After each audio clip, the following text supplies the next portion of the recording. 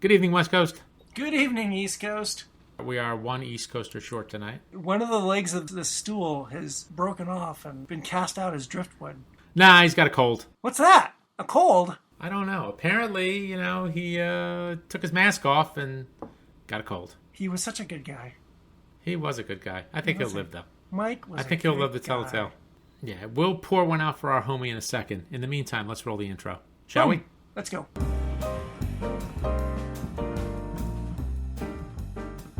Welcome to What We Watch When We Drink, a Boozedancing media podcast featuring lively discussions about movies, TV shows, and anything else that we're watching while we drink our favorite boozy libations. If you enjoy this podcast, please subscribe on Apple Podcasts, Spotify, Stitcher, or wherever else you get your podcasts. And be sure to find us on boozedancing.com. And if you have any questions, comments, email us at boozedancing@gmail.com. We welcome your suggestions. Also, any ransom letters. What else we got here? Cease and desist letters. Oh, we're good with those. We get a lot of those. I'm flooded.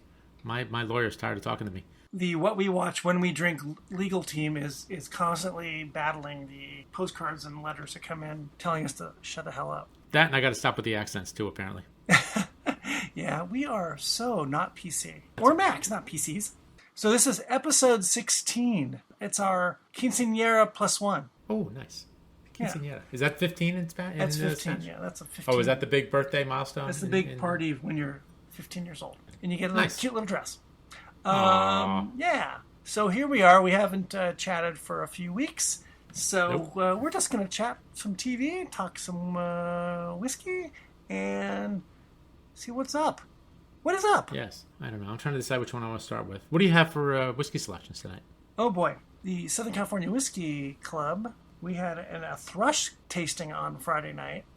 Could you say that again? What was that? I can try. I probably won't get it right. It's called a Auchroisk. Auchroisk. What are the letters? Auchroisk. It's a Speyside distillery, part of the Diageo group. So we had a really fun tasting with Ewan Morgan from Diageo, their nice. global brand ambassador. So I have a few things here I'm going to choose from, and I think I'm going to start my my little trip here with the lowest ABV item, the vintage 18-year-old, 46% ABV. And what do you got? I have a Powers 3-swallow single pot still Irish whiskey. I'm not sure what the ABV is. I think, 43. 43. So not the bare minimum, not the maximum, not quite a 5, but close. Is Powers one of the Coolies or Middletons? Probably. Yeah, I think it is part of the Middleton distillery. That's a good ding. That was a good ding. Let's cheer. Nice. Did you pour one out for our homie? We'll do that later. Okay. All right. We'll drink this one. Nice. Okay. Yeah, this is, I don't know. I'm on the fence with this one. I like the Powers Gold, and I bought this one. I thought, I need a new bottle of Irish whiskey. I was going to get the Gold, and it was like $30 or $40. I'm like, let me splurge a little bit. So I picked this one up, and I think it was like 50 or 60. And I haven't gone back to it in a while, so I have to decide. Maybe tonight I'll decide if I actually like it. Well, again, nice. It's not bad, but I thought it was going to be a little bit more. But Irish whiskey tends to be on the mellow side. Yes. I remember having Powers. The last time I had Powers was when I was in Ireland, like 25 years ago. Okay, I like it. It's good. All right. It's a little punchy too. It's a little punchy. It's enjoyable. Ooh. How's that one? It's really good. There's a little bit of a Kaliliness to it. And the sweetness, there's no smoke. Bit drying on the end. What surprised me was it packed a little punch. It's 46%. It has an amazing nose. It is just spectacular. So, onwards and upwards. Excellent. So where do we start? You want to start with what we watched? Why don't we do what we normally do with this crazy podcast of ours, and we'll talk. Is it crazy, though? Yes, there are people that say we are crazy for doing this. And there are people okay. I thought you meant... because we don't actually go crazy. We do not, no. We are as sane as they come. One thing, before we get started, I was flipping through our future sponsor, HBO Max. So they have the just added section. Usually they have the feature, then they have, what you've been recently watching so you can watch the next episode. Then they have Just Added. So I'm going through. Do you remember the Super Friends? Why do I know the Super Friends? What is that? It was basically the Justice League, but with a couple other... Oh, yeah, I do remember that. But with a couple other added characters. It's a superhero thing, yes. Yeah, but so I'm watching it, and I was like, oh, I haven't seen this in years. It was released in 1973, and they actually had 10 seasons. Holy 1973. crap. So I'm listening to it for a little bit, and I'm like, oh, I hear the announcer, and he's announcing all the characters, Batman and Superman and, Aquaman and all this stuff. And I'm like, is that Ted Knight as the narrator? And guess what? It was Ted Knight as the narrator. He did the whole first season. Wow. It was so funny, though. I was watching it, and I'm just like, oh, my God, this is so bad. But you know what? It was so bad that it was good because it was actually funny. Like, it was sort of it wasn't serious like Justice League and the Zack Snyder stuff. It was meant to be funny. And for kids, obviously. Yes, for kids. That was the key. And it was a Hanna-Barbera cartoon. But anyhow, I was watching it, and I'm like, listen, oh, my God, is that Ted Knight from Caddyshack and the Mary Tyler Moore Show and all those other ones? That was great. He was a classically trained actor before he got into comedy. Oh, he's got a great voice. So, okay, so what we watched. Yeah, so go ahead. What do you watch in the last 2 weeks ago? Well, we've talked about it a couple times, but I don't think we ever really discussed the whole series and the finale. Mare of Easttown. No, I think it wasn't completely over. I think we were down to the season ender when we last talked. We loved it, right? I liked it a lot. I wouldn't say I loved it. I liked her. I liked the performances. The story was a little, it was just the usual like murder mystery with all the little red herrings kind of crack you up. Yeah. And all the little things they do just to kind of get you going. Remember the one scene where the one mother who just got out of rehab was with her son and he was in the tub. And the way they cut it, they made it look like the kid was going to drown in the tub. Yeah. But when she fell asleep, it's like, but they did it twice. This fake drama or fake drama. It's annoying. That was some of the stuff was cheesy, but I thought the performances were great. And the one they killed off, that detective, the one who was in WandaVision, I can't think of his name. Her partner, yeah. Yeah, he was good. And it's funny, I saw some comments about, do you remember the scene where she was in the bar with him and he was drunk and he was hitting on her? They're like, that was like the perfect drunk, they captured it perfectly. Yeah. He was really, really, that was just a great scene. And I liked all the quieter scenes, with her and, and Jean Smart, or her and her friend, the one who was the son, who had the son, who actually committed the murder. So I think this show there's a lot to it. And it's hard not to start with Kate Winslet, right? Oh, she was fantastic. She's not a television actress, although the division between TV and movie is so... Yeah, it's very blurred, especially when you get to HBO. Correct. So you've got, I don't know, was this 8 episodes? It's almost like 8 little movies, right? Oh, yeah. And 45-minute movies. She's just amazing. She's just captivating on screen, and how she comes off as a... where's this outside of Philadelphia? What's it called, that area? It's Delaware County outside of Philadelphia. Or as they affectionately call it, Delco. She's amazing at the Delco thing. This is not surprising to me because this is the kind of actress she is. Right. She can do that kind of thing. Jean Smart, we talked about her before. She's at this amazing level of her career where she's taking on roles you wouldn't have expected, and she's knocking everyone out of the park. And playing Kate Winslet's mom, she's great.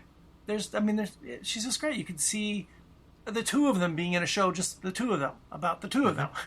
Right? Oh, it was great. Yeah, they were really, really good together. They had a really, really good chemistry. The storytelling itself is good. It's a good crime drama. It has all of those little annoying nuances to it that you were describing. You have to sort of suspend the disbelief about how a rational person might act, or why does a person do this in this situation. There's a million little things that go on in all crime drama that you as the viewer at home have to kind of ignore. Why aren't they answering the phone? Why don't they call 911? Why don't they, close the door? Whatever that is, there's all that kind of stuff in this. And you have to just kind of forget it. And there was a lot of it to me that was just annoying. Well, and in their defense, I mean, the majority of us have never really been in that situation, so who knows what could happen. Correct. Yes. You know? We're all kind of products of the TV world, where we just sort of, oh yeah, they're not going to answer the phone even though they should, or they shouldn't answer the phone, you know. Right. You have to just sort of kind of walk away from that and let the story kind of keep going and unfolding. And as a whole, it was a pretty good story. It falls into all of the stories that we've talked about before, where it's sort of convoluted. There's a million little left turns and right turns. You know it's going to be that way, and there's going to be a surprise in there somewhere, or two, and that's what it was. But ultimately, for me, the success of it is because of the performances. Absolutely. I totally agree. Even if it was a little dopier, I still would have probably liked it because of the performances. Yeah. After a while, you kind of forget that it's Kate Winslet. Right. It took me a couple episodes. Yeah, me too. I wanted to catch her. When is she going to have that accent? The right one. Well, did you watch House of Cards? Yeah.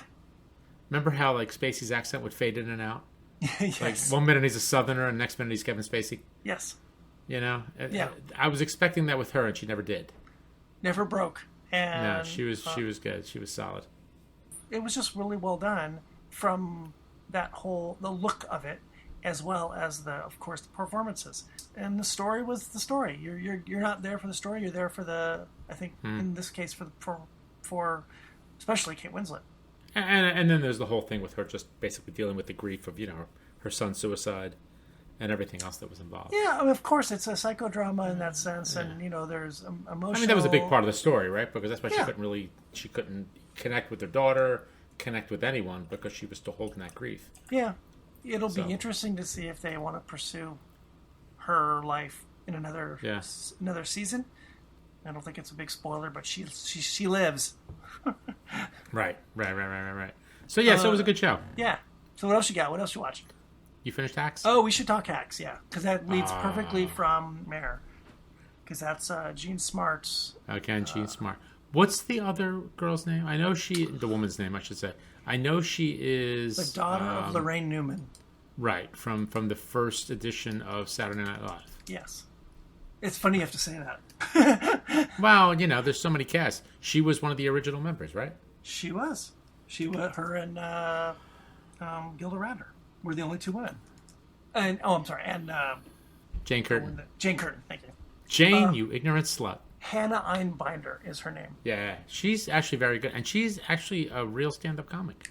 Apparently. She is. So she got her start doing that. This one is a little different, I think, than, let's say, Mare.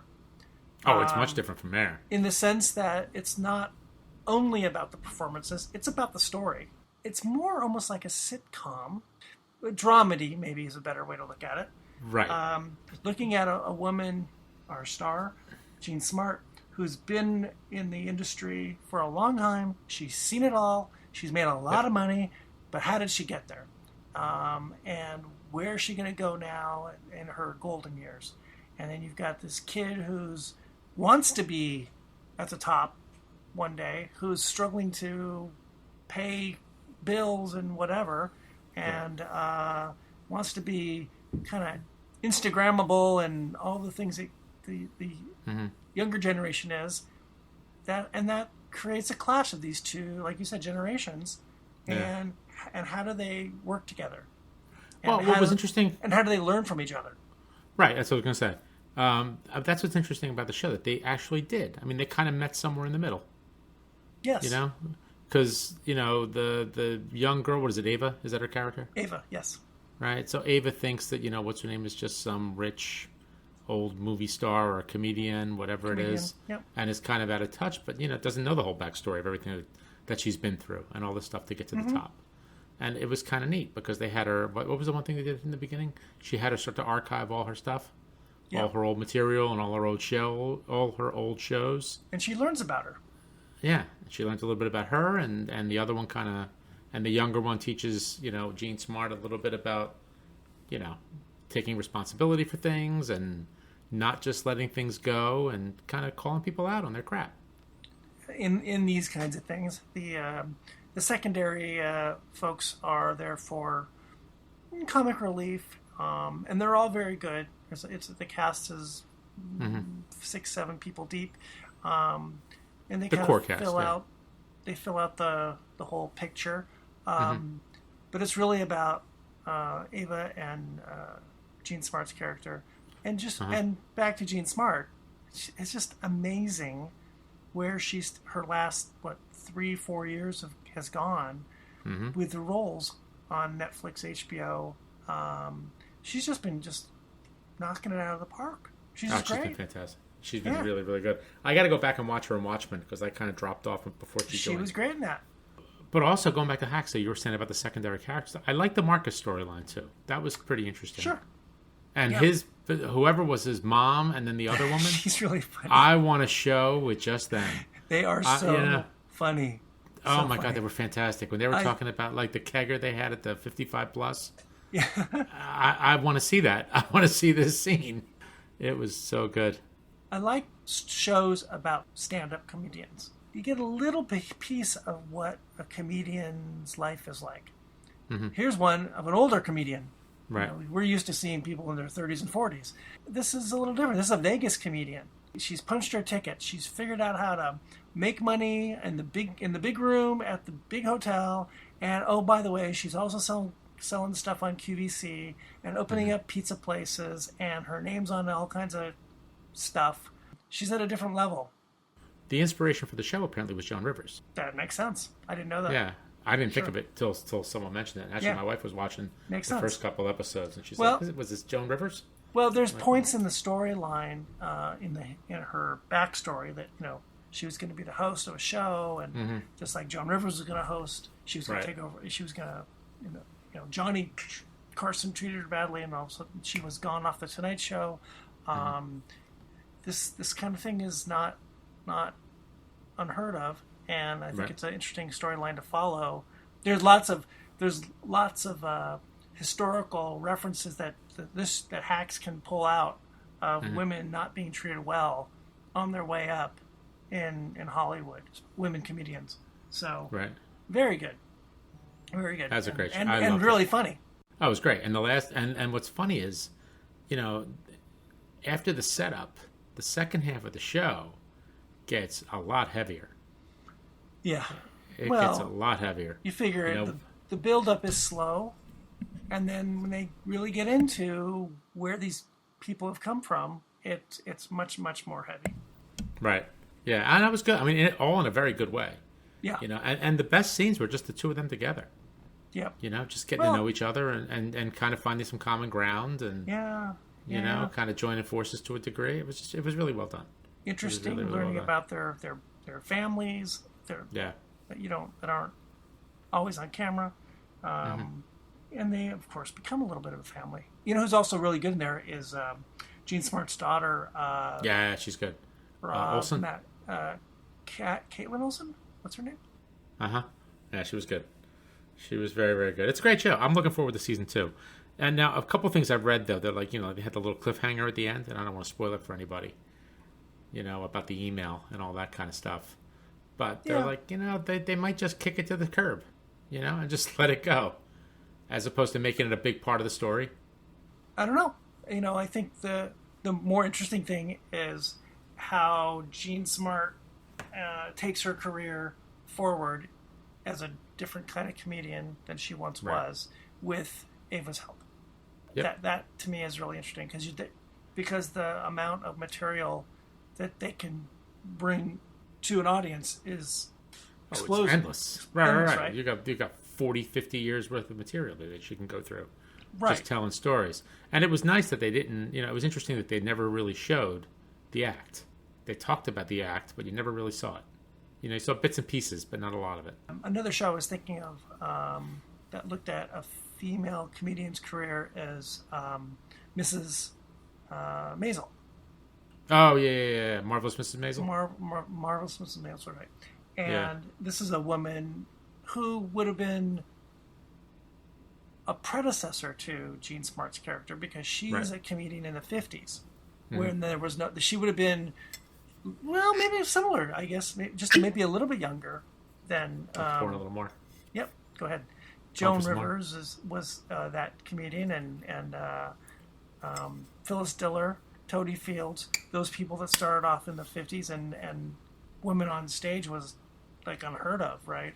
Mm-hmm. You were playing really small little dives and small clubs and strip joints and bad bars, and then you got lucky. You might get lucky to play some lounge in Vegas, and then the number of people that got to the next level, you can count on one hand almost from back in that era.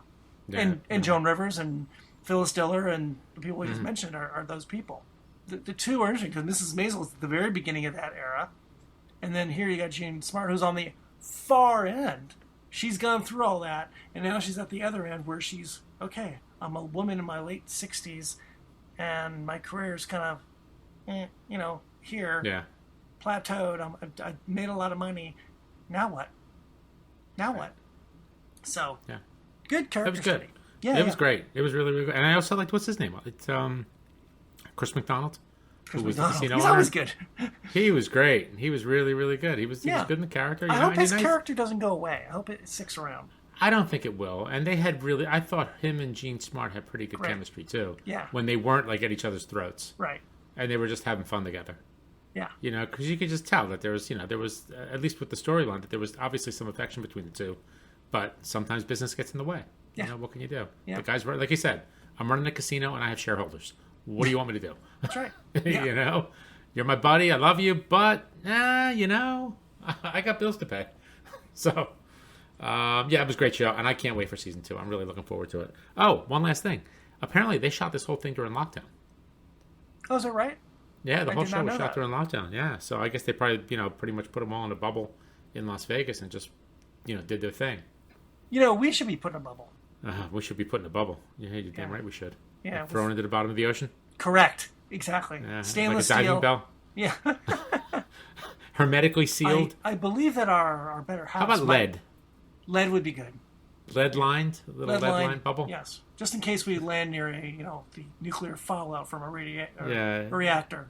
The engineer would probably have some kind of coating so that it doesn't rust through and we have any chance of escaping ever, right? Yeah. So it'd probably be like titanium or stainless. Yeah, stainless is probably good. Stainless, yeah. Well, what you could do is stainless steel on the outside, lead on the inside.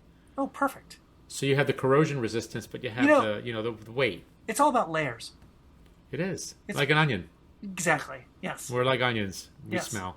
And we make your eyes tear. I'm cracking open the Hepburn's Choice 21-year-old from 1996 Auchroisk from the Diageo folks. Auchroisk. Is that all you got? 52.6%. Is that all you got? That's all I got. 21-year-old? 21. Sorry. Scraping the bottom of the barrel. So what else you got on the watched list? Anything else? I got a few. I watched a few things in their entirety, but then there's a few things that I've just kind of been popping in and didn't really get to finish, and I got to go back to. So I'll go with the watched. I finished season 1 of For All Mankind on Apple Plus. I want to watch that. It was good. I liked it. It's a space thing, right? Yeah, I really liked it. It was the alternate universe.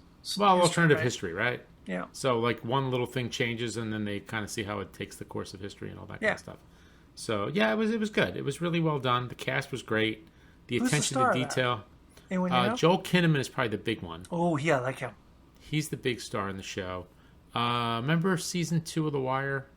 Remember the guy at the docks, Sabatka? Oh yeah. Yeah, Chris Bauer. He's in it. He kind of plays he basically gets the final call on who goes into space and who doesn't. So I don't know if he's like the program director for NASA or the Apollo program or whatever they have. Who else is in it? I'm trying to think who else. There's a bunch of other stars that I just can't remember their names. But it was really well done. I like to call it Mad Men in Space.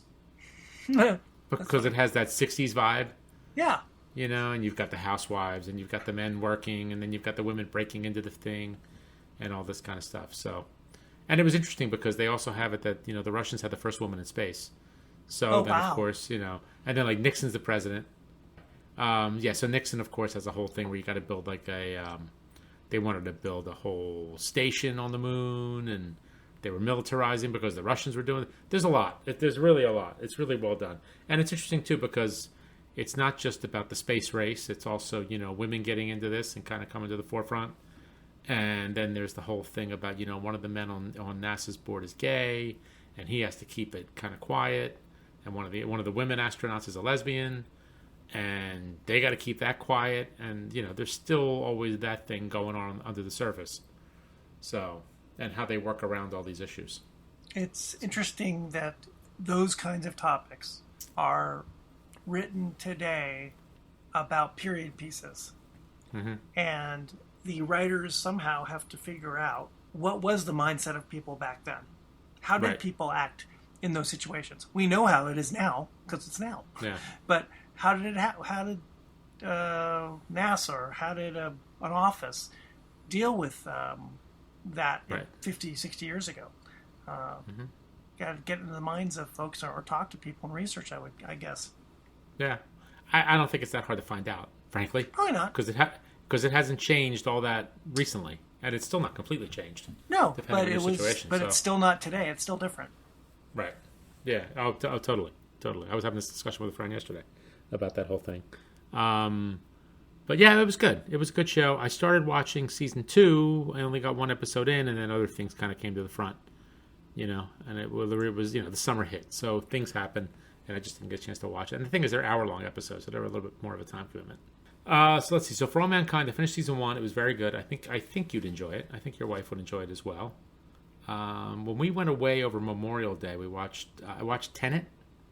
Have you seen that? I know the Christopher Nolan movie. Yeah, I didn't. I don't know. It just never really interested me, and I have no idea what happened. It's so confusing. When I started hearing about that, I've got enough complicated TV in my life. I don't need a complicated movie in my life either. I will say this, though. Visually, it was fantastic. And what I would really like to have seen it in the theater just for like this... Visual. Well, the visual was great, but the sound design, the way they did the sound in this movie was just really interesting. And I was watching it on a crappy TV in the woods in Virginia. So I didn't even have like optimal sound. But it was just really interesting because you had this whole thing where... Not so much that it was time travel, but there was a way to kind of like run things in reverse. Like you can go back to a moment in time, and then you would have everything happen. Like, it was weird. I can't even explain it. I really have no idea how to explain it. It was interesting. I read an article in GQ that explained the whole thing, kind of like it was almost like it was color coded, so you would know what was happening at any given moment. If you need a map, it makes it to the location. It was crazy. But like there was a time travel element, but when you go back, it's running backwards. It was weird. But the thing was that it was all in real time. So, you kind of had to sync things up properly. It was weird. I don't know. It was an interesting movie, though. It was a really interesting movie. I almost want to see it again. I almost want to see it again, but I don't know. I don't know if I can handle it. It's 2.5 hours. It's like, oh my God. That's like 5 That's 5 episodes of Hacks. There you go. I'd rather watch 5 episodes of Hacks. There you go. And I'm actually going to rewatch it because I really enjoyed it that much. It was good. And I want to go back and, catch things I didn't see. Let me see. We watched that. I watched Tenet. Watched this horror movie called The Conjuring. What's that? It's like these two people that kind of basically are doing exorcisms. So if you're having some kind of supernatural experience in your house, you call these folks. Almost like Ghostbusters, if you will. Uh-huh. But it's more of like an exorcism. Vera Farmiga's in it. She was in The Departed. She was a psychiatrist in The Departed. Yeah. I can't think of the actor's name, who was her husband. So they play like a husband and wife. Apparently, supposedly, it's based on a true story. At least that's what they said. I didn't look it up. I didn't fact check. True story. I have no idea. Lily Taylor is in the first one. They've done about 3 of these movies. The guy from Office Space, and he was also in Band of Brothers. John Livingston. Yeah. Yeah. He was good. Livingston. Ron Livingston. Yeah. He's good. I like him. Yeah, he's good. So it was weird. It was kind of lame. It was a horror movie. It was like The Exorcist, kind of nouveau Exorcist. But The Exorcist was a hell of a lot more creepy. No, The Exorcist is legit scary. That was legit scary, yes. Yeah. It was okay. I got through it. It was an hour and a half, hour and 40 minutes. So it was just fun Saturday night. A little harem scarum. It was kind of interesting. Let's see what else we got. Oh, I started watching this. Have you seen this show, Betty?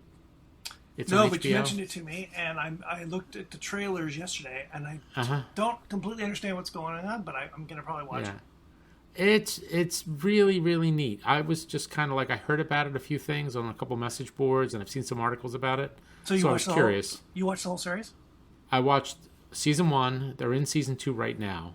So I'm up to episode 3 on season 2 of Betty. It was based on a movie which had the same characters. There was a movie called Skate Kitchen, and it was about this group of girls who were trying to, they like to skateboard. But of course, skateboarding is still pretty much male dominated. So they were just trying to like get into the skate park and do all this kind of stuff, and these girls kind of bond. And it's all about them just kind of coming into their own and getting over all their stuff and learn how to skate, skating and it's in New York City? Growing up. It's in New York City. Yeah, it all takes place in New York. I don't know if it's in Brooklyn or if it's up in like parts of Manhattan. They have scenes shot all over the place. But it was really good. The cast is great. They really are good. And none of them were professional actors. I think they were skaters first. And I can't remember the name of the woman who directed it. I could probably look her up and see what her name is. But she directed this Skate Kitchen, which I thought was a documentary, but it wasn't. But it was also all these non-actors. And they're all doing their own skateboarding, all the girls in the show. That's cool. And they're all probably like, 19 to maybe mid-20s. They're all pretty young. And no one. No, nobody at all. No, like famous actors or anything like that I could think of. I think everyone pretty much is an amateur. But it's really, really pretty to watch. And there's some scenes that are just positively hypnotic. Because they've got like some kind of like, techno music or rap or whatever it is. And the way it's shot with the lighting and just the cameras of them skating. Oh, and Tony Hawk does a cameo. There you go. He's the king. Yeah, so it's really, really good. I really like it. And it's kind of funny. I mean, the girls are like, they're a little bit stoners. And, 2 or 3 of the girls are lesbians. And the one girl's kind of like, sort of in charge, kind of an organizer. They're trying to organize things. They're trying to get more girls involved. And things kind of grow. And it's about their friendships and dating and, finding their sexuality and all this kind of stuff. It's a really, really neat show. And it's really funny. It sounds like a coming of age. Right. It is a coming of age show. And there's one character. I can't remember the name of the character. She's just bizarre. She sounds like she's stoned all the time. But she kind of reminds me. Remember like the Jay and Silent Bob? Yeah. She was kind of like Jay. Like just that kind of way of talking. And now in the second season, she's a lesbian. And I don't know if she's a lesbian in real life or just in the show. But now her mission is to teach boys to be men. So she's giving them all these lessons. It's just hysterical. It is just so funny. There's one scene where she gets like, where she's like, somebody gave her like a whole bag of mushrooms. And she's tripping the whole time. It was insane. It's fun. It's a good show. It's really, really good. I like it. I like the characters. I feel for them. And that's on HBO Max? Yeah, it's on HBO. It's on like, I think it comes on like Friday nights at 11. But all the episodes are on Max. So you can catch up there. And it's short. They're all half-hour episodes. Cool. Yeah, so it's good. It takes about an episode or 2 to get the lingo and get the feel for what's going on. But it moves pretty fast. And I got sucked in. I really enjoyed it. So I just watched the 3rd episode this morning, and it was good. Neat. I will look at that one. And Skate Kitchen was pretty good, too. Skate Kitchen you could find on Hulu. I think it's like an hour and 40 minutes. And that's what the movie... The show's based on the movie. The movie's a little more... Yeah, the show's based on the movie. The movie's a little more serious. It's not as funny as the show. They kind of converted it a little bit, added some comedic elements to it. But it's very good. It's very, very good. How about you? I've been doing all the talking here. Oh, boy. Let's see. What have you been up to? Have you been to Sweden? Where's your country of choice now? Are you in Japan? Have you moved to China? Where are you at? Slow down there, Mr. World Traveler. Well, let's see. I'm spinning the globe, man. Tell me when to stop. It like the puppet master you are. That's me. So my daughter and I just finished Mythic Quest Season 2. And we talked about it before. It's such a good comedy. It is so funny. I mean, first and foremost, it's funny. I've never heard my daughter laugh this hard during a show. And it is really well written. It's very, very funny. It's a large cast of characters and lots of subplots and stories. Rob McElhenney and what's his name? Charlotte and Nick Dow they're the 2 leads. They're the ones that run this gaming company. Who, the Australian programmer? The Australian programmer, right? She's hysterical. And now in season 2, they are actually the co-creative directors of this company. So they're trying to come up with the next best version for their Mythic Quest game. A couple things about the season. I don't want to give anything away, but two things. One, F. Murray Abraham. Right, that's the name I couldn't think of. And his story is, he's in probably, in his 70s, I would guess. Yeah, at least. In real life. He is a writer for the show, for the game. But he's the, he's like the sage. He's been around the block. That they actually have 2 complete episodes about his backstory. It almost has nothing to do with the rest of the show. But there are 2 shows that are 2 episodes just about his backstory in season 2. And you find out that he came to LA wanted to be a writer, a science fiction writer, and there was him and another writer and a woman writer. They were like a little team, and they were going to set the world on fire and become the next group of writers to turn everything around in the 60s and 70s. And he sort of had a premonition about that stories could be turning into this thing called video games, which was interesting. The other part of it, and so F. Murray Abraham is just amazing. He's we know he's a great actor to begin with, but here he is in a comedy, and he's very funny, and of course he's got the acting chops to do that, the heavy stuff too. They have an interesting, the world is different with television, right, and streaming services. You can do so much more. So at the end of the first season, the last episode was an episode about the company being on lockdown, and it was all done on Zoom. So it was like us talking now, and that was pretty creative. I actually haven't seen much of that kind of stuff going on in other TV, but they actually did a show about being on Zoom and trying to run a business. Then they had an episode about kind of coming back and what that all meant. So that was interesting too. So this season... How many episodes per season? Is it like 10 and 10? Or 7 or 8 or something like that. Not very many. So because they spent two episodes on F. Murray Abraham's character, and he had some history of he had a writing history in the show, they released on Apple Books, whatever Apple's book... Apple Books, I guess. Is it books? They've written this book, that he allegedly wrote. I haven't read it yet, but I downloaded it. It's 28 pages long, and it's that character's book. That's the kind of stuff you do now. You can do. I suppose you could go in the old days and print a book, but who would do that? Right. But here, you downloaded the guys, and it's more backstory. It's kind of cool. That's awesome.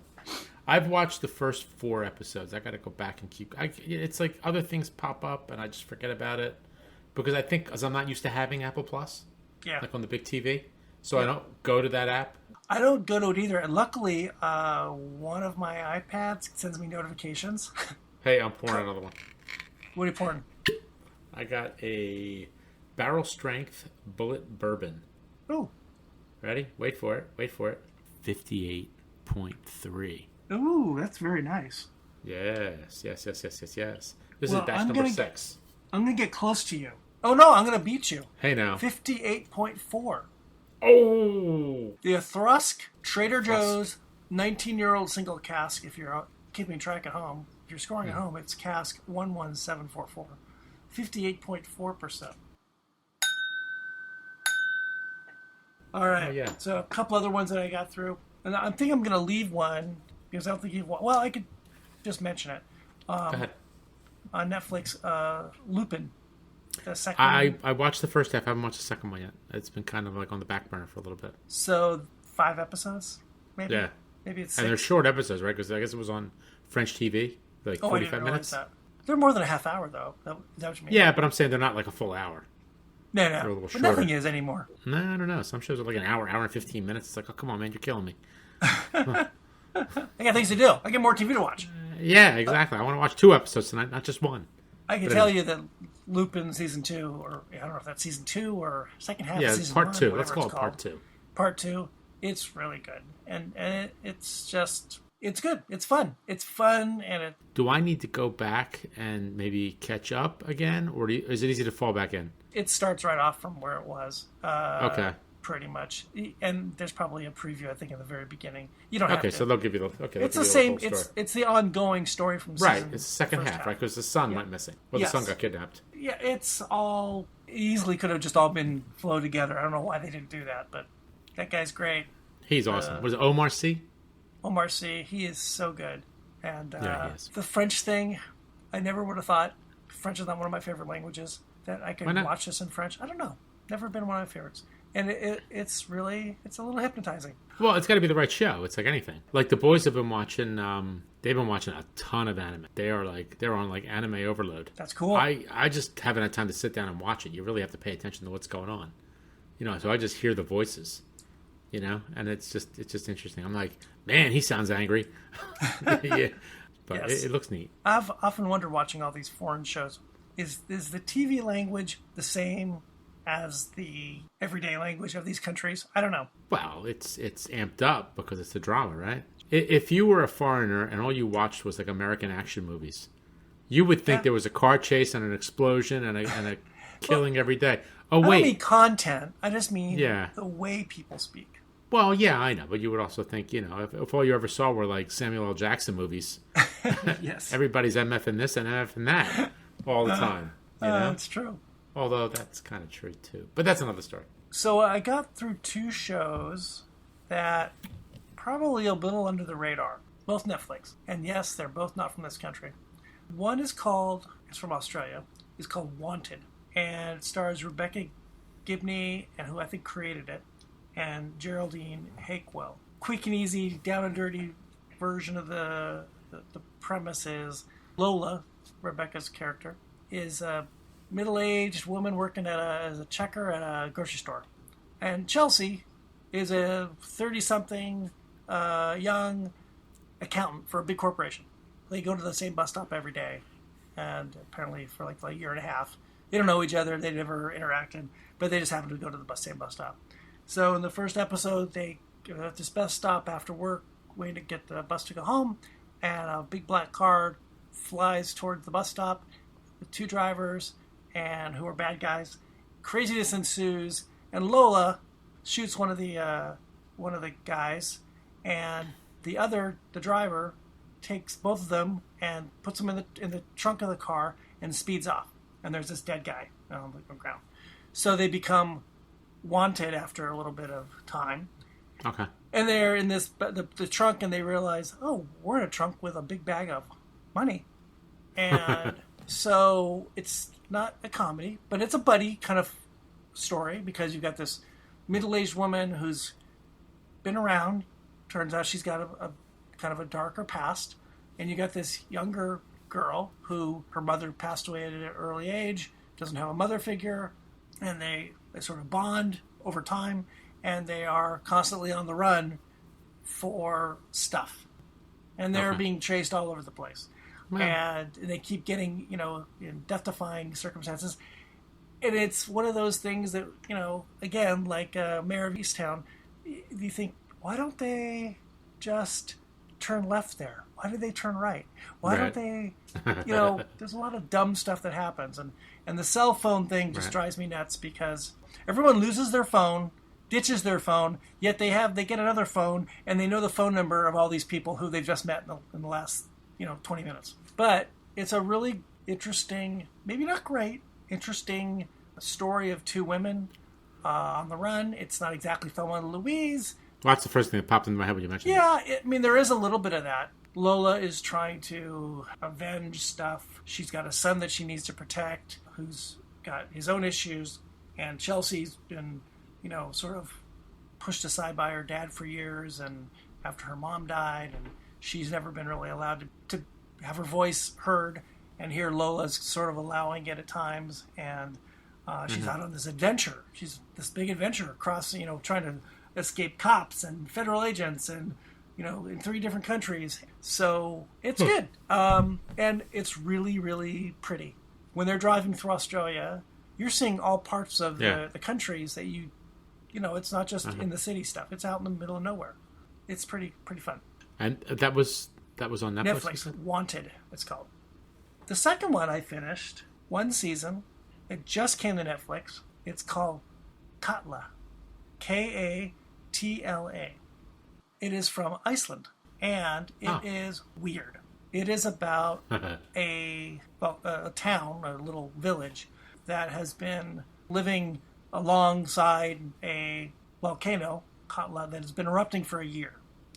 And lots of weird stuff has been happening, and the few remaining people there are just people that don't want to leave, scientists doing research on the volcano, but weird stuff happens. They find these people just show up, and they've been buried under the volcanic rock forever, and they come back alive, but they're clones of people that are already alive. So this one character who's one of the leads, her sister who died a year before was missing, appears out of nowhere, and covered in soot and all, and she's alive. Oh my God, she's alive!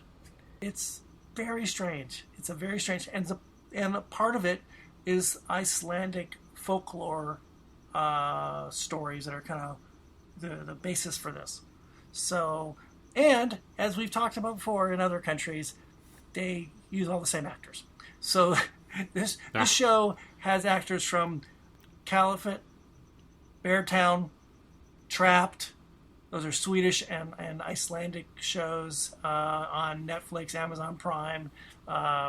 They all are in these shows. It's really weird seeing all these people again.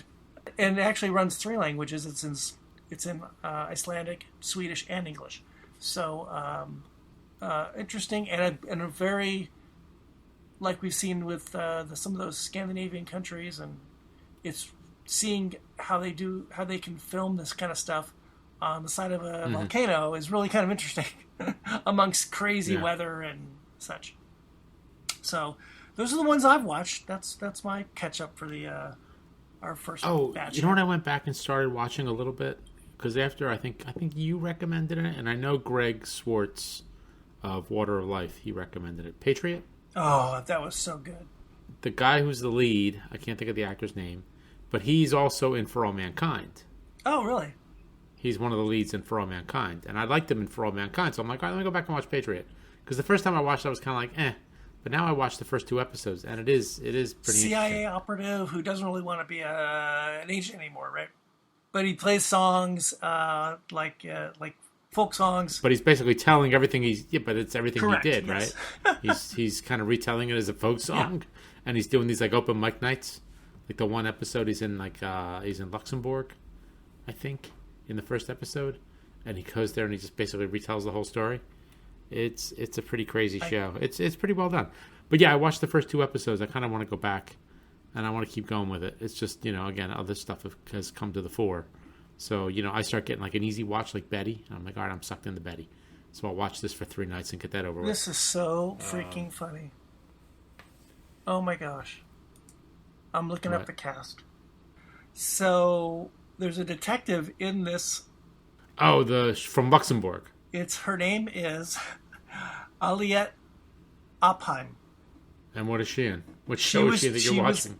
In this show that I just watched, this Katla, she plays this 2 characters because one of the characters who comes back to life, and but she who's a younger version of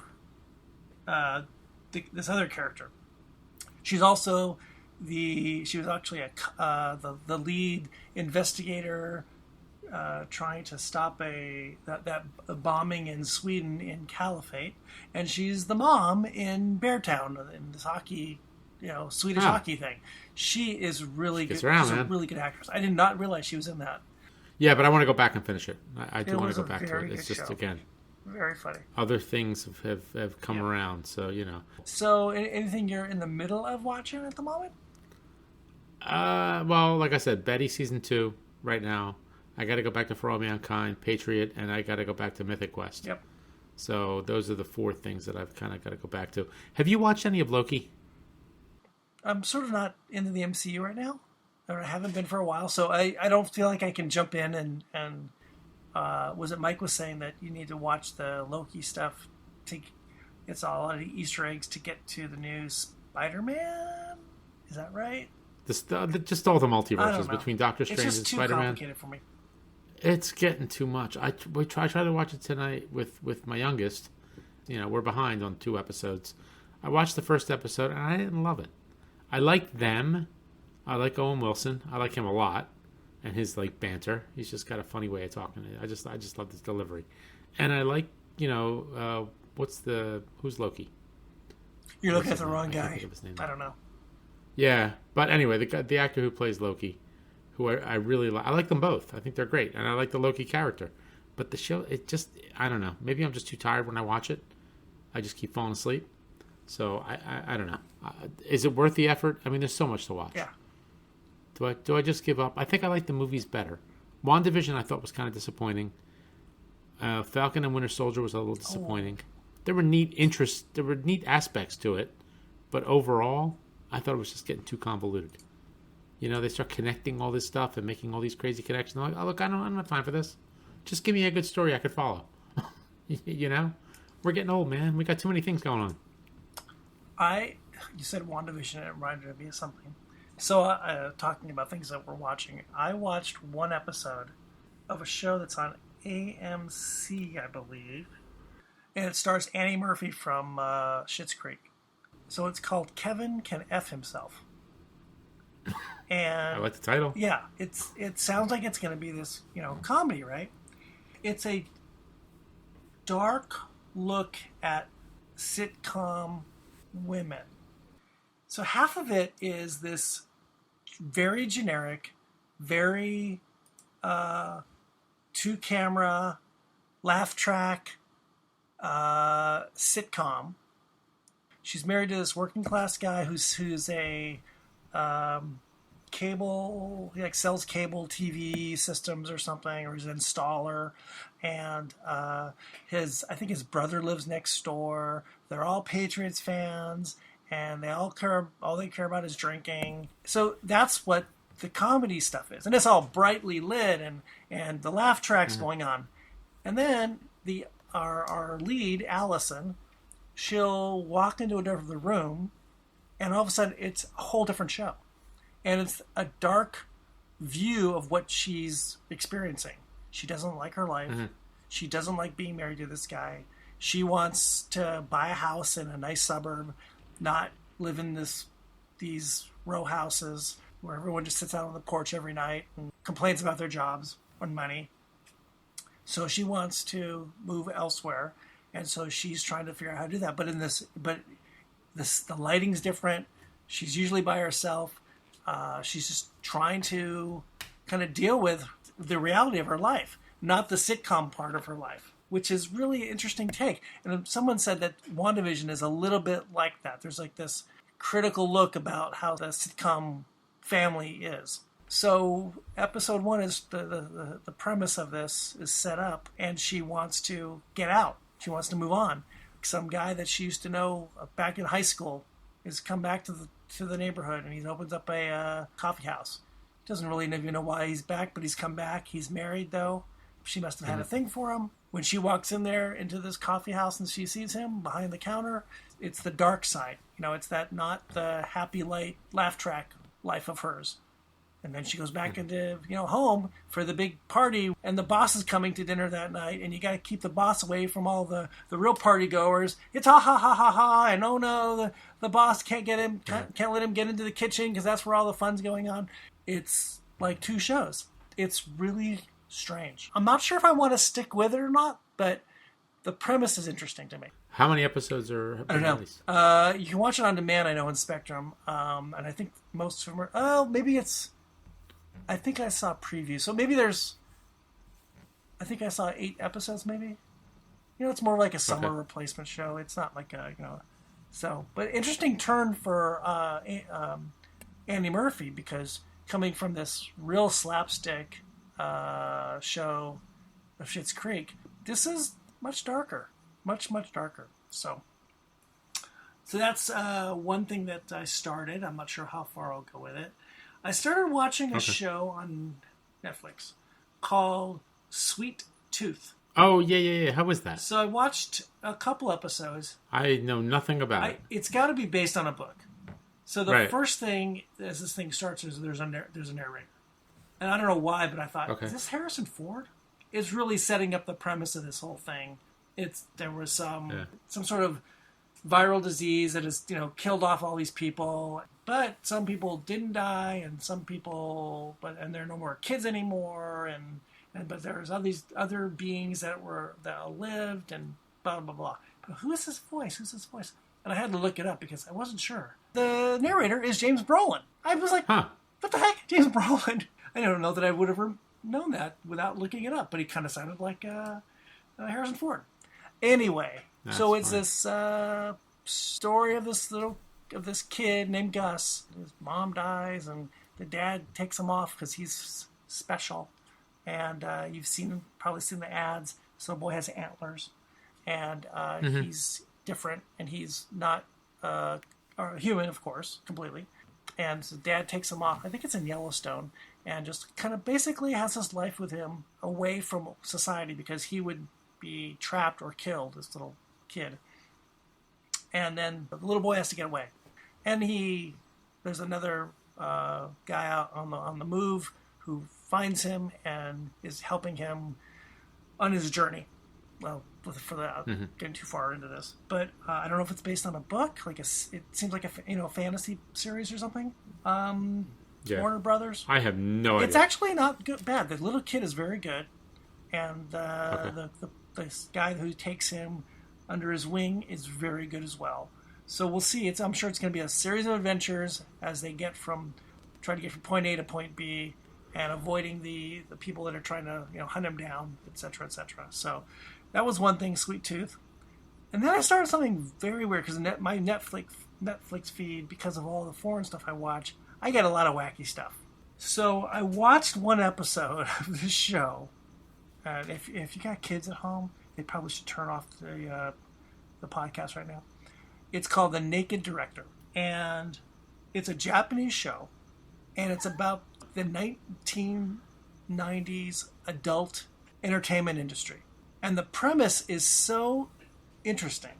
This guy, who's the lead character, is a encyclopedia salesman. English versions of encyclopedias and for this company, and he's horrible at it. He cannot sell an encyclopedia door to door to anybody. And his boss tells him, you gotta sell books or you're gone. And this guy's got a wife and 2 kids, and his mom lives with him in a small place, and he's got to keep food on the table. And so the boss of this place puts him under the wing of it, like the great salesperson at this company. And he puts him out there and teaches him the ropes, and he becomes a really good encyclopedia salesman. And the company goes under. Gone. So he's out of a job, doesn't know what to do, and he comes home after this horrible thing happens at work, and he finds out that his wife is having an affair, she says, because he couldn't please her. So he's all despondent, goes to a bar, starts drinking, Jack Daniels, prominently displayed. By the way, I actually saw some bottles of Auchroisk behind him on this at this bar. So there must have been some, Centauri stuff. Speaking of whiskey, in Hacks, there was a bottle of Lagavulin on the back bar. I remember that. Yes. Yeah, and it was a bottle of Hendrix and a few other things. But anyway, I'm sorry. Go ahead. So he's despondent. He goes to this bar. He's getting drunk. Big fight breaks out around him. Nothing with that he's doing. And this one guy kind of falls in his lap and has a cassette. He pulls a cassette out of his bag. And this audio cassette is sound of a couple, one who are having an affair with each other. And then I guess it happens to be his wife. No. And the guy and this our lead character, he's like, what's this all about? Why do you have this? And he says, I sell these things. This other guy says, I sell them. I record them and I sell them. People want to hear other people having intimacy. Did they? Well, in 1990, apparently, they did in Japan. And so the guy's like, what are you talking about? So he takes them, the two of them go off, and they go to this hotel, and this guy's got a room, like a storage room, that he's rigged up with a microphone in the wall, so that he can hear and see couples coming in who are not married, and he records them. So he's got this little box of these tapes. Oh, wait, so they don't know they're being recorded? And so he's got a box of these tapes. And the guys, our lead character's going, maybe there's a business here. So the very next day, or the next scene, they go to an adult entertainment store, and the guy behind the counter, older guy, buys all the cassettes this guy has. Because our encyclopedia salesman is now a great salesperson. And he sells them for like 30,000 yen. All of them. All 60 cassettes or something that the guy has. So the end of the episode is he doesn't know anything about pornography at the time, and he's buying and you kind of hear these little snippets of what pornography was about then. They're in the same store, and there's racks of magazines, right? And they're all in cellophane. Because our lead guy goes, why are they all in cellophane? What's the deal with that? And he said, well, if it's in cellophane, that must be something special, some big secrets inside. Mm-hmm. It's covered up, so that people think of that. So our encyclopedia salesman, at the end of the first episode, says, we're going to sell sexual desires to people. I think it's not just about sex. It's about intimacy and pornography in the 1990s in Japan. But it's also about how this guy becomes a salesperson and trying to understand what the market is. He figured out the market for people in Japan who needed English, or thought they needed English language encyclopedias. Now he's trying to figure out the market for adult entertainment in the 1990s. So an alternate title could be Birth of a Salesman? Correct, yes. Did you have encyclopedias growing up? We did. Yes. Would you have World Book? We had World Book, yes. We had World Book. We had the gold standard. We had the Encyclopedia Britannica. You were rich. You guys had all that money. Were we? My parents were, I don't know, they got sucked into buying these things. But isn't it weird that was an industry that people would knock on your door? And I would use them to write papers. Sure. You didn't have to go to the library. That was it. I remember teachers saying, you cannot only use the encyclopedia in your house. You need something else for your bibliography, so you need to go research. That means you had to go to the library. Because there's no internet, damn it. Couldn't use Wikipedia. Right. Dewey Decimal System, baby. That's right. Card catalogs. Oh, that's right. Flipping through those damn cards. That's right. It was like a mystery. It was like a hunt. Yeah. So, thank God. All right. So what's it called? The Naked Director? The Naked Director on Netflix. I'm gonna hang with it and see where this goes with this guy. And I think I'm gonna probably. You've only seen one episode? Just saw one episode, and I'm 2 episodes into the Sweet Tooth, and I think I'm gonna stick with that, and we'll see how it goes. And there's other things out there that I want to see. There seems like there's been this explosion in my Netflix feed of new shows, where for a while it felt like there was nothing coming new, and now there's a bunch. Now HBO sort of not. There isn't a lot of new stuff, right? There's a new stuff. There's a new one that starts tonight, I think, called Physical. Oh, I think that's on Apple. Oh, that's on Apple. You're right. Yes, you're right. Yeah, and actually, that was going to be on my list. It's on my list with too. Rose Byrne. Yeah, with Rose Byrne. Yeah, that looks good. Yeah, it sounds interesting, right? Because she's like, what? Is she a housewife? Housewife who turns into in the 80s? Yeah, 80s turns into a fitness instructor, right? Yeah, but there's all kinds of issues, right? Because it goes into it gets into her head, and she's got all these body issues, and I don't know if she's anorexic or bulimic or whatever, one of those. So apparently it gets a little dark. It's supposed to be very good. It's supposed to be pretty funny, but there's a lot of serious notes to it too.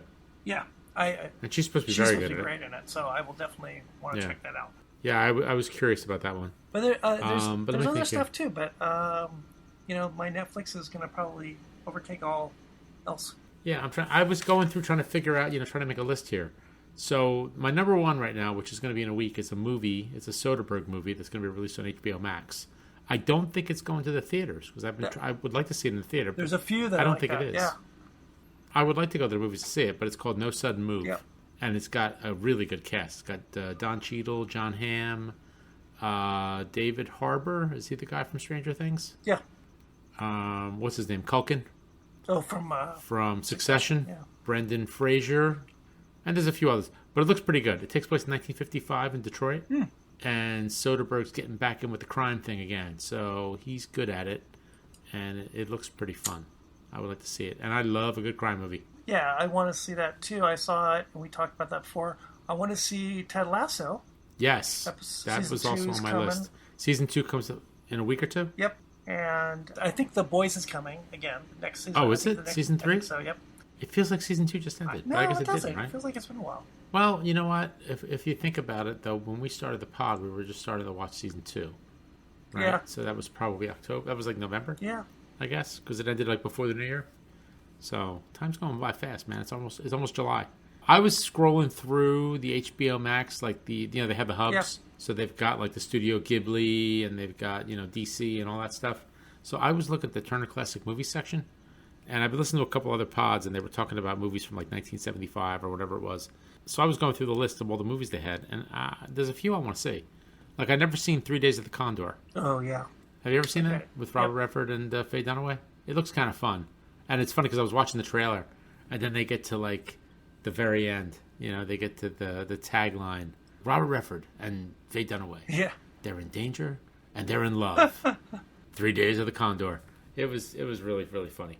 But it looks kind of fun. It looks like a good movie. Little paranoia. It's got that mid-70s thing going on. So the Olympics are coming, and that used to be a big deal for TV because all the counter-programming was lacking because nobody wanted to counter-program against the Olympics. But now I'm not sure if that's still the case.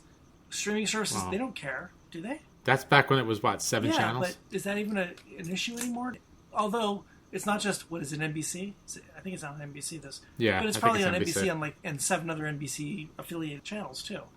Maybe things that would normally come in August are going to be pushed to September. I don't know. Stranger Things is coming and, things like that. Maybe they're just pushed off until later in the fall. Normally, which happens anyway, because that's when, kids are back in school. And yeah, but that's the old model. That is the old model. But there's still a little bit of that. Network TV still runs on that premise. To a degree, but I think they're catching up. The networks still make a big announcement on what's their schedule for the fall season. Fall's going to be interesting though, right? Because lockdown really hasn't ended till like recently, so a lot of stuff was not in production. That was a question a year ago or so, whether there'd be enough content coming to fill the void, because no one was making anything. Yeah, well, we'll see. I don't know. Are you a big Olympics fan? I used to be. I was as a kid, not so much anymore. The basketball is probably the biggest deal for me, and some of the obscure sports. I like the winter stuff a little bit more than the summertime. Now that I'm sort of distanced from it on I don't care on a daily basis about track and field or gymnastics. Right. All of a sudden, it just hits you like at 1,000 miles an hour when you get to the venue, and August.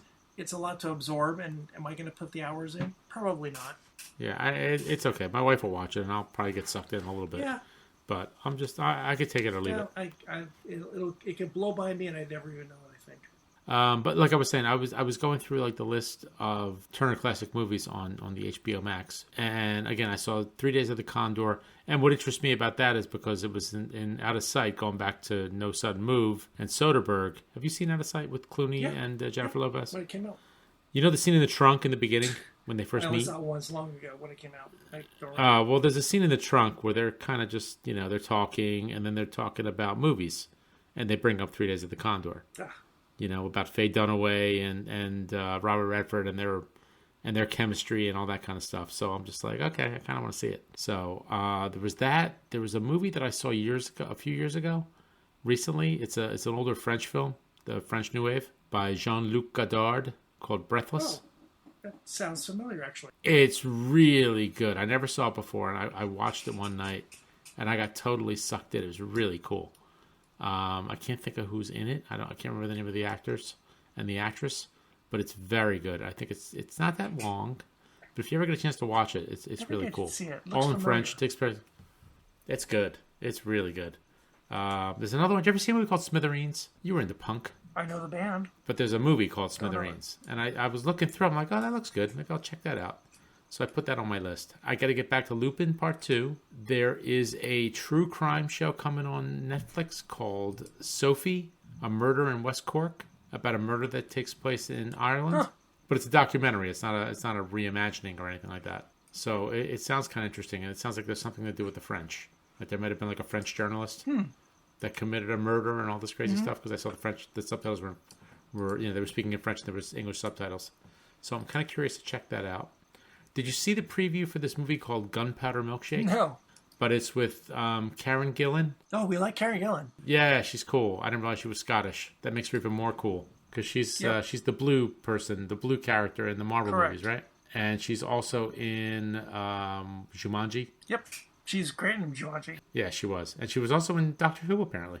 So it looks like kind of a shoot 'em up. There was a movie a couple years back. I can't remember what the name of it was. It might have been Shoot 'em Up, but it was with Clive Owen and Monica Bellucci. Oh, I like Monica Bellucci. And Paul Giamatti, I think, is in it. So it kind of has that same vibe. And Paul Giamatti is in this too. So I don't know if it's a follow up or anything. I don't know anything about it. But I saw the preview. It looks pretty ridiculous, but it could be fun. You know, kind of a John Wick kind of action movie. Yeah. So it could be interesting. There's a couple things I've actually heard about them that I forgot about. Schmigadoon. Apple TV Plus, July 16th. SNL creator Lorne Michaels' Lampoon series, Keegan-Michael Key, and SNL's top comic Cicely Strong stars backpackers trapped in a small town where everyone, including Alan Cumming, Kristen Chenoweth, Fred Armisen, and Jane Krakowski, live in a 1940s musical. That sounds funny. I don't know, man. Here's another one. I don't know. Mr. Corman, Apple TV Plus, August 6th. Those musicians who can, do. Those who can't, teach 5th grade in suburban LA. Joseph Gordon-Levitt writes, directs, and stars along with Deborah Winger, Arturo Castro, and Juno Temple. The Chair, Netflix, August 27th. Wait for it. Sandra Oh stars as the first woman or person of color to chair a dwindling college's English department in a comedy from Game of Thrones producers D.B. Weiss and David Benoff. And David Benoff's wife, Amanda Peet, co-stars. Oh, no, she's one of the producers. Co-stars Jay Duplass, Holland Taylor, and Bob Balaban. Ted Lasso comes July 23rd, August 31st on Hulu. Only Murders in the Building. In a 10-part comedy that's also a satisfying whodunit, 3 strangers obsessed with true crime stories, Steve Martin, Martin Short, and Selena Gomez, investigate a gory killing in their fancy building on Manhattan's Upper West Side. Nathan Lane and Amy Ryan live in our building. She becomes my girlfriend, Steve Martin says. Tina Fey is a very famous podcaster, and Sting plays himself, a celebrity in the building. That sounds weird. That sounds really weird. Oh, I can't believe Steve Martin would come back to TV. That's really amazing. Sure, why not? Wow. Yeah, you pay somebody enough money, why not? I saw a preview for something called Primetime. What's that? It looks like it's like a French film. Apparently it takes place in like 1999, and they take over like a TV station. I don't know anything about it. I just saw a little bit of the previews. It looks kind of tense. I could always go for a good thriller. But I think that's kind of fun when you just stumble upon something and just don't know anything about it. I totally agree. Yes. You know? Like, again, going back to the Mare of Easttown discussion, you know, while it was... You know, first we thought it was Mayor of Easttown. Yes. I thought it was an English. Yes. You know, I thought it was like an English whodunit. Correct. Turns out it's in Delco, and it's Kate Winslet playing, you know, someone from Pennsylvania.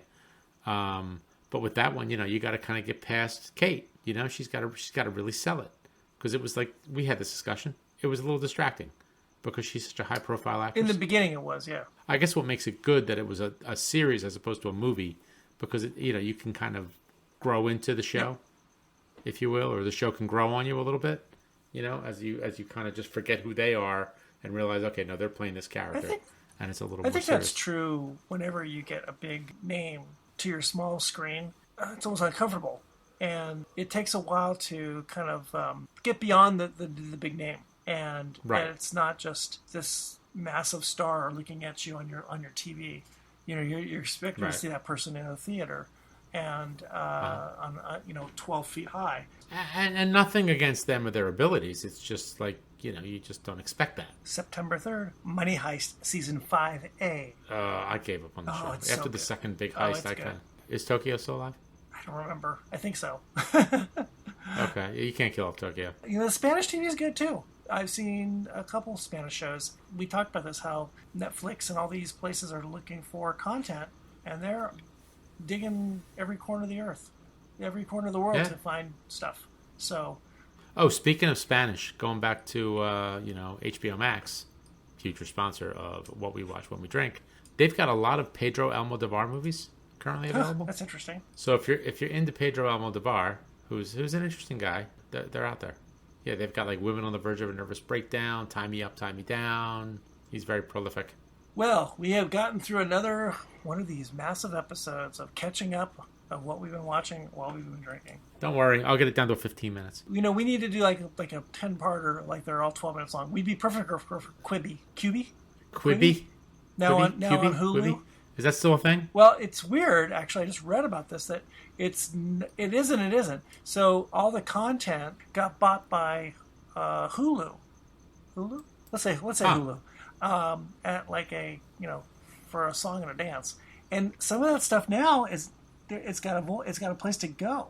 And it's actually got some really good stuff, I heard. Now that it's got some actual support behind it, it actually could go somewhere. Well, it's like that show Wayne we watched on Prime.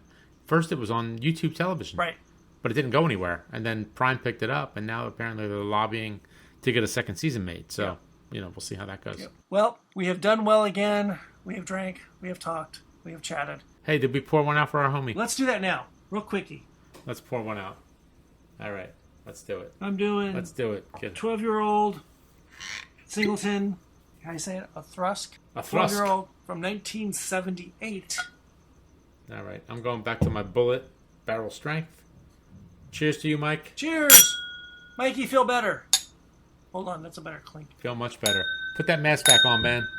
Put that mask back on. Stay safe, buddy. All right. What do you think? We're done here? We are done. All Another one's right. in the can, so to speak. What we watch when we drink, episode 16. We will see everyone real soon for episode 17. Take us out of here. All right. So you can find us on Apple Podcasts, Google, Stitcher, Spotify, Audible, and God knows where else. We're everywhere. We're like a virus. We're like a virus, and you don't need a mask. And, of course, you could always find us on boozedancing.com.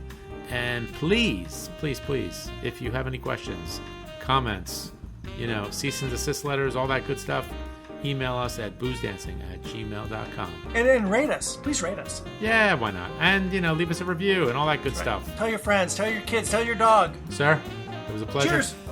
Out. Cheers.